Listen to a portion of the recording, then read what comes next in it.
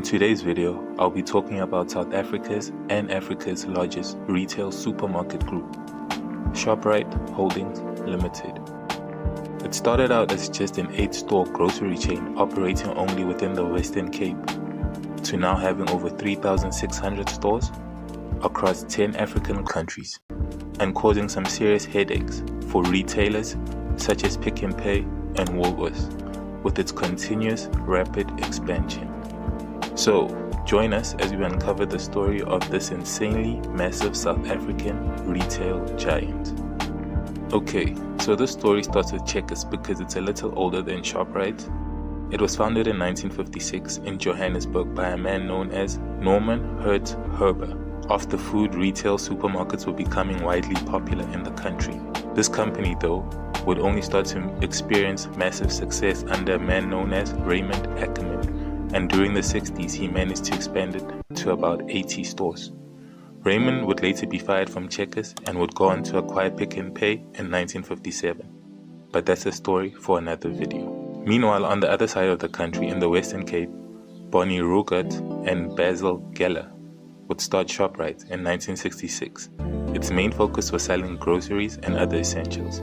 Over the next couple of years, they focused on slowly expanding in and around the Western Cape, and by 1979, it was already an 8-store grocery chain located around Cape Town. Then came a man who would change its trajectory forever, James Whitey Basson. This man was born on his family's farm in Porterville in the Western Cape in 1946. Nicknamed Whitey for his blonde hair, he first considered going into medicine, but opted for life in business instead, and went on to obtain his BCom from Stellenbosch University. By the early 1970s, Whitey would join Pep Stores Limited as its financial manager, and Mans was excellent with his work, and by 1974 he was already head of operations.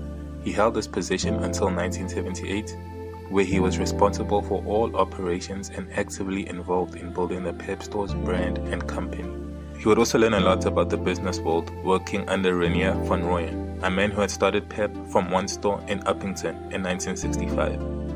By 1979, Pep wanted to start a new venture in the food retailing business, but figured it would be easier to just acquire a food retailer showing signs of potential. Whitey was now responsible for identifying acquisition opportunities, and that same year, 1979, sometime around May, Pep Stores bought Shoprite for around 1 million rands, which is about 30 million rands in today's value. Rogert and Geller, the company's only shareholders, would stay on as top management, and all staff was retained too. This acquisition marked the start of the development of a dominant supermarket group in Africa. Whitey would focus his attention on getting to know Shoprite better, expanding it, and making it more successful.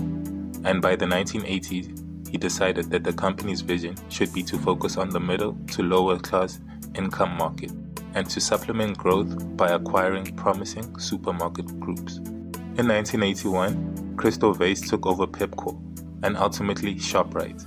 Whitey would now work under him, but he was still in charge of handling mergers and acquisitions. And by 1983, Shoprite expanded to its first location outside of the Western Cape by opening a store in the Northern Cape. By the end of that year, they had opened a total of 21 Shoprite outlets. 1984, Shoprite acquires Ackermans Food Stores, which was owned by the Edgars Group.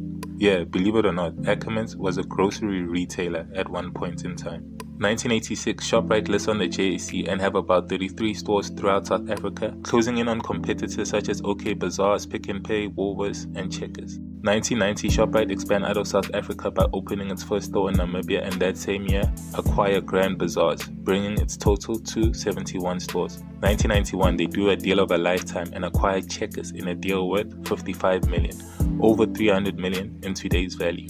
At the time of its purchase, in 1991, Checkers had about 169 stores, but Checkers was losing so much money. Apparently, Checkers' losses were so severe it was almost equal to Shoprite's turnover. However, within 9 months, Shoprite were able to turn Checkers into a profitable company. 1995, Shoprite acquired a company known as Centra. This company was a central buyer for 550 owner-managed supermarkets, thereby allowing Shoprite to expand into franchising. 1996, Shoprite expanded further into Africa, opening a store in Zambia and another one in Mozambique in 97. And also in 1997, they would be involved in one of South Africa's most famous legendary deals when they acquired OK Bazaars from SAB for a measly R1. Whitey would later joke that given OK's debt burden, they should have maybe only offered 99 cents. OK Bazaars had about 157 supermarkets and 146 furniture stores across the country, but it was in some serious financial difficulties. Shoprite began restructuring brands. OK became a franchise division, OK Furniture a separate company, and OK's Hyperama stores were rebranded as Checkers Hyper, and by doing so were able to revive OK's profitability. 1998, Shoprite would open a store in Botswana and launch its money market services. 1999, the first Medirite starts trading at Checkers Hyper in Brackenfell, allowing customers to fill their prescriptions while doing their grocery shopping. They would slowly expand it into other stores over the coming years.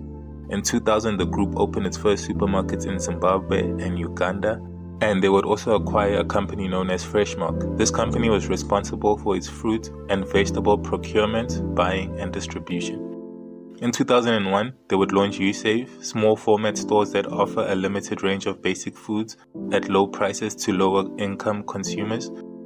The Shoprite and Checkers brand also began being marketed separately, with Checkers repositioned to compete with Pick n Pay.